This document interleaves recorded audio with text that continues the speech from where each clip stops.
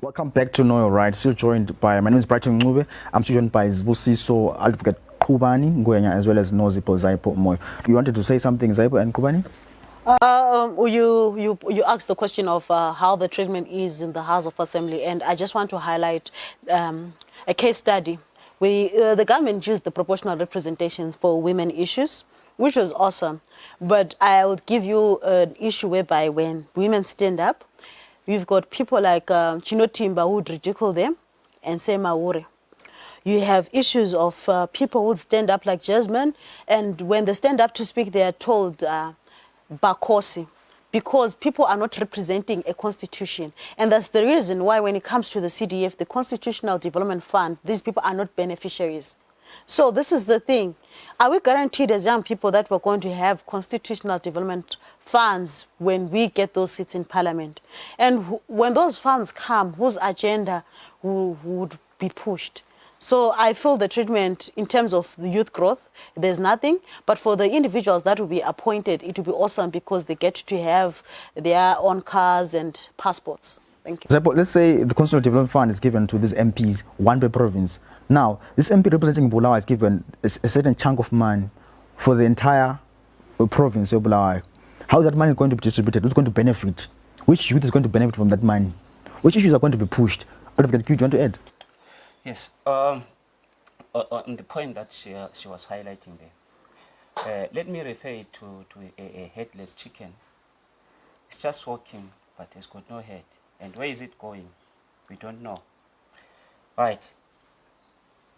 As long as you are elected, the system does not succumb you, the elected one, to pursue the agendas of the youth. The system allows you to pursue the agendas of some other people, leaving out what you are being elected for. You are being given cars, you are being given money at individual capacity. But what about the people that you are supposed to serve? It becomes an unforgotten story, an isolated story.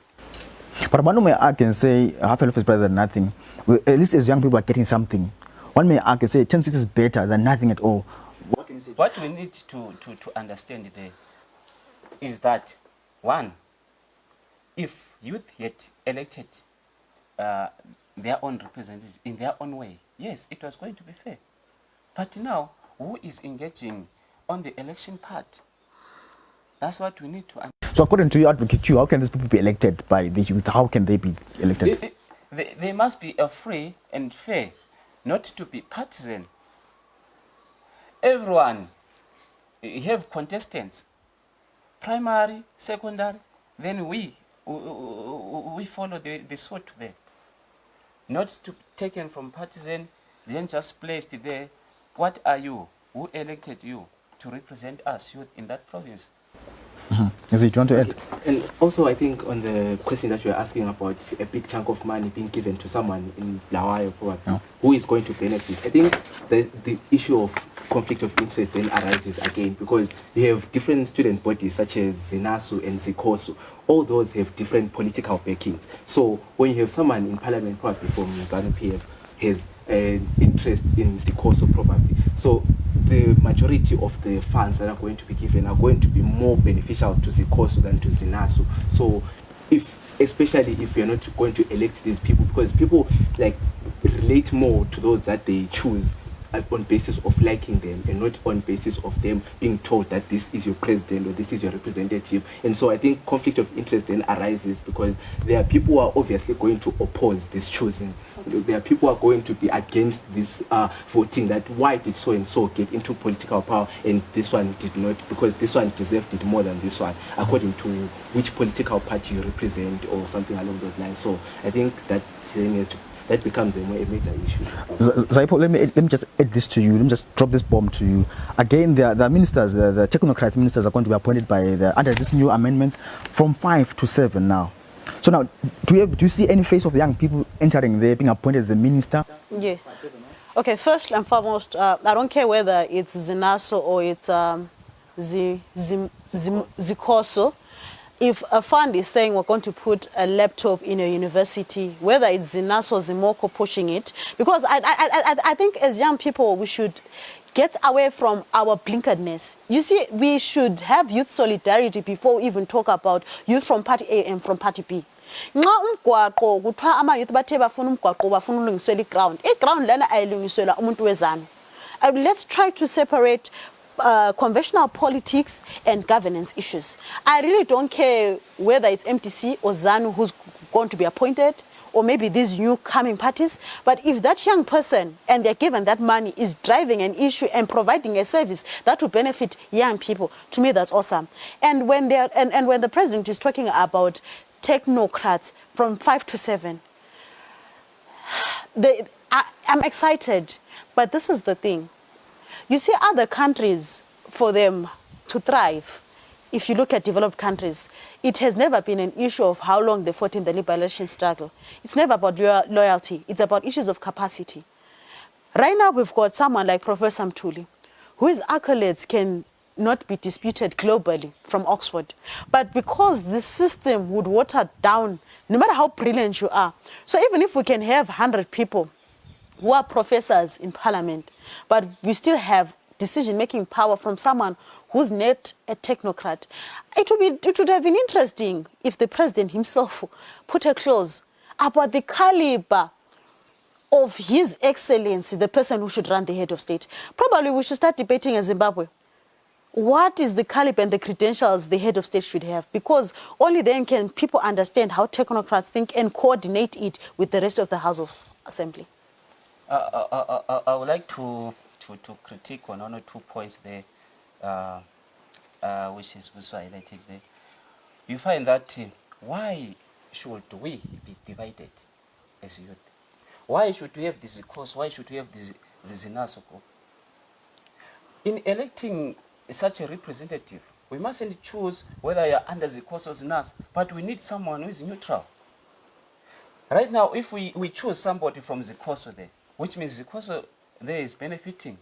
What about this one? What about people who did not affiliate with those two political parties?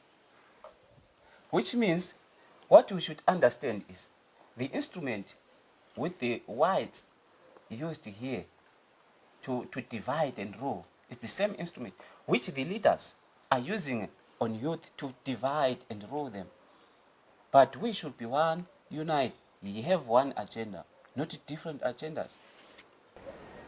Okay, so I think on the issue that you're talking about, let me just say, if we were to be electing as the youth to elect our members of parliament or whomsoever is going to represent us in politics, I think then your idea or your inclusions are then going to come into play, where we say it should not be about Sikosu or Zinaso, but it should be about a person who is capable. But then what's happening on the ground is that we are being told that this is your person, this is someone who's going to represent you. You are not electing as the youth yourself. So already that generates a form of conflict of interest. And also to touch on what you're saying, that you don't care whether it's Sikosu or Zinaso, I think maybe on a basis of saying these people are not chosen because they merit the job, but no, they are chosen because they are affiliated to the right political party, that which has more influence within the political sphere. So I think it really has to be considered who is who and who represents who, and we should care about that, because it then amounts to other people being less represented, and we do not reflect the opinions of the entirety of the youth population if we're going to be choosing on basis of saying we are affiliated to the right political party or we are affiliated to the lesser privileged political party in the political Now let's talk about the issue of capacity before this debate gets out of hand. Let's talk about the issue of capacity amongst the youth. Do the youth that we have, do they have capacity to be in parliament? For example, let's look at Joanna Mamombe. She's a young MP in parliament now. What has she done for the youths? She's in parliament. What has it done for the youth? Do they have capacity, or vote based on what she belongs to, party A or party B? First and foremost, the issue of capacity. Abantu laba bathi bethatha ilizwe. Right now, that some of the war vets who are in power do not even know how to switch on a laptop. It's not even about capacity. If it's going to be on the job learning, this issue of capacity. But if there are people who have capacity, let them go. Let me give you a case study. We had the first ever inaugural Bulawayo Reflection Youth Forum, which was an initiative by a young woman. And I'm talking about Bulawayo, which is run by an MDC, 29 MDC run council. And then when she came out and she said, we want young leaders in Bulawayo coming, people nominated people who should come. And I remember when there was a slot for young people in politics, shockingly, we had a young man by the name of Munashe, who's from ZANU. It was an issue whereby the computer is there, anyone is free to A. What am I saying? I'm trying to say young people can look at each other beyond party lines. And because right now, 11 out of 29 councillors are young people. But guess what? None of those were even nominated for that process. But we have a boy from Kulumani, Oezanu, because people know his articulation when it comes to youth issues before we talk about him being a ZANU PF person. And this is the attitude we should actually have as ourselves, whereby siyadonsana sincedisane singabatsha siyenze isolidarity, because what unifies us is the unemployment. What unifies us is the issue of education. Kade sikhuluma ngendaba yama-fees. Singakabali ukuthi vele what has MDC and ZANU done for us first and foremost as young people? Nothing. So that is the attitude we should have. I don't believe in issues of capacity. But we need technocrats at some time. There are particular initiatives that demand technical people. That is when we talk of capacity, we let degree on. But by the way, for someone to lead, I would think a degree. However, we have our Minister of Youth and Youth, Kes Covent. Is she a youth? She's pushing our agenda, but is she a youth? Actually, that would be a wrong way for us to articulate and say we've got a Minister of Youth. We have got no Minister of Youth. Youth are just astray. They are scattered all over. If we had a Minister of Youth, then we would go there and cry to our minister. How many times have youth interacted with Kirsty Covent? Have you ever came here, even in Bulawayo there, to interact with the youth as a minister? Have you ever went around the communities, the Bulawayo community? No. So, it is a taboo to say we have got a minister of youth, but we have got somebody who is saying he's a minister of youth, serving the geriatric there. It's okay. I feel this is very subjective. I feel it's very unfair. It's like to say that the fact that he's a man, he's not a feminist. The fact that he does not have a vagina, he can't stand up for women's rights. The fact that she's old, does it mean she does not have youth concerns? One thing interesting in this so-called youth dispensation, which I'll say you for now, of all the ministers that came in, I would like to applaud the Minister of Youth, Kirsty Coventry, because she has actually taken it. I mean, this was the first time in Zimbabwe we have had a youth indaba, and Kirsty Coventry has actually looked at the issue of Section 20 on how to amend it. So she is not youthful, but according to the number of years of people in the House of Assembly, she's the youngest youthfulness. Let's appreciate that, but let us push for more people. Something interesting. I was part of the people involved in this youth policy, and when you go to the ministers, to the House of Assembly, people actually select which party committees they should attend. Old people in those parliaments, but let's understand how the system works. And we can't say they're not there, because these people have voluntarily said, "Vana vangu, issues enu. Can you speak to me and let's see how we can work together?" So I feel instead of fighting, let's collaborate and see and learn how best we can push when we have our hands on. Zaipo, now before I give it back to you, Advocate, let's look at the issue of the MPs now, proportional representation for the youths, that they're saying 21 years to 35 years. They're giving us an age range. But we can't do the same thing when it comes to the Minister of the Youth. We can't say she must not be young, she must be old. But the MPs have been given the age range, 21 to 35 years. Q. All right. Let me take you back. Firstly, was it Kasukwere? Look at the Constitution and look at the instrument which was drawn there. You find that the instrument had the power more than the Constitution. Now, from the two documents, which document must complement the other, and which document must have power? So the same thing, the line, I don't know how they select the ministers, yet they give us the age limit. We're given the age limit.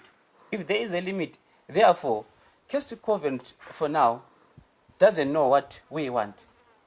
Because Remember, at one point, Zaipo, where the youth minister was Tim Sonyoni, at some point was the youth minister. But look at Tim Sonyoni, your age. Does he know what the youth want? Does he know the issues of the youths when it comes to look at their age and looking at what we want as young people? I feel, guys, we should move away from ideology and stick to reality. As Tembiso, Kirsty, His Excellency, they don't need to be 21 to know that Zaipo is going through hormonal issues. She might probably need a morning after tablet. But I feel people in leadership should have a conducive environment that would allow the youth to thrive. It's not necessarily about the age limit. But talking about issues of age limit, I still insist it to be great for the constitutional amendments to start highlighting issues on retirement. Which age are these ministers, House of Assembly, even the president retiring? To me, those are the real issues.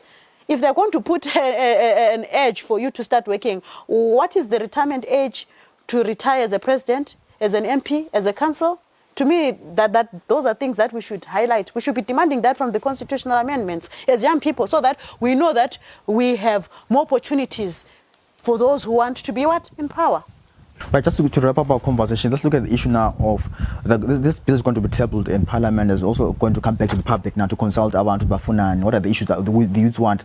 What are the issues that we want in terms of this youth's proportional representation? How many number of people do you want to be in Parliament? What can the youth want? What do the youths want? 60%. Without wasting much of the time, we should constitute about 60% in the Parliament, because we are the majority, and we are the people. We still have got strength, and our minds are still fresh. We can think outside the box. But when you put old people now, when they become more on the Parliament now, you find that they tell us about the revolution things. The struggle is for independence. Yet the times that we are in does not allow you to tell us about that. Times are moving. We're saying the world is revolving. We are adopting other things from developed countries. They are coming here. Us are the first people to interact with those things. We need 60% or 70% there in the Parliament. That's what we want. I feel, if I look at people from the 90s, the 80s, the 90s, sadly I feel we're a lost generation that does not have a clue that makes us stick together and know what we want. Since the 2000 from Jube, students who would actually, 2000 would actually stand up and say, this is what we want. In other words, to me, it's not about a qualification of age, because you can be 10 years and be a genius better than someone who's 35. You can be 75 and be more passionate than someone who's 20. Basically, can we deal with the system that would enhance the environment that the young people would thrive, versus talking about how many seats and the age? That is what I'll say. So is it 10 seats enough for the young people? No, as I said, let's deal with the environment and system. If we deal with the environment and system and we make those amendments that I was referring to, guess what? It would mean youth at party level are more liberal to run for MP. We cannot be having case studies of Joanna. Meaning, take for instance, Bulawayo. Last election, 2013, we had 3 young people from 29 were young people. Right now, we have 11 out of 29. So these are the environments I'm talking about. Let's give young people an conducive environment. And guess what? The moment we feel these people should give us something, that is when it becomes tokenism. So it's a good start, but I am not for the idea of proportional representation. We did you a favor. Let's deal with the environment. And those who are serious about getting into the House of Assembly are able to do so. Zeke? Okay, so I think Zim politics on its own is a game of influence. It's about who has more say more than who has more influence over who. So even if we were to give the youth about 50%, it still doesn't amount to change within the youth. We need someone who has influence. We can say, fine, let's give them 60%, but then do they still have that much influence to make the decisions? Do they still have that much influence to be like enfranchised, to vote, to have the right to make constitutional amendments and all those sorts of nitty-gritties? Like, I think politics ought to be about who deserves what, but then looking at it on the ground, it's about who has more power over who. So I think 10 seats, yes, looking at it as an idea, they are good because the youth at least have representation, but they're still not enough. But then, like Zaipo already has said, it's subjective to the environment at which you come from. And when you come from an environment like this, I think when you take a look at the example of the Minister of the Youth being Kirsty Coventry, it's not about her being within the age limit. It's about the amount of influence that which she has. Does the amount of influence that she has make her to be capable to relay the views of the youth and the opinions of the youth? So I think the issue of having 10 seats and having age limit is really something that which we should not be worried about or concerned about, but should be worried about who is in the position. Do they have the amount of influence and do they have the amount of voice and social capital to relay the opinions? Because for what we care, we can have one person, but as long as they do have the amount of social capital and influence, I think then that person will be able to relay the opinions and the views of the youth, and assuming that person was chosen on a collective and that people can relate to that particular person. Before you close, let me give you a good example of when you talk of time. Time is an important factor. When you talk of time, we include age as well. When we say this is modernization, it is modernization. What my father wants is different from what I want. And the agendas are parallel. They can never meet. I still have got the potential to pursue, to mend. I know the scratches in the house. But my father is waiting for his death, just to be buried. This is the high time that we need to stand. Look at the Njube school kids. It shows they have got freedom of expression. They are expressing what they have seen on the ground. Those are youth, some of them. And if you see somebody who is not a youth, at a younger stage, marching, what does it indicate? That person has seen something. Which means, if we had a minister of youth, that minister should have taken into consideration what is going on in Bulawayo. Why are the school children marching? Because they are something to me or to the minister there. But what action has the minister taken? We appreciate the gender. Yes, she's a female. But are there results? Thank you so much for joining us on the show today and sharing your views about the youth proportional representation. I hope the conversation continues and the debate continues and we attend the public hearings and consultations in Bulawayo.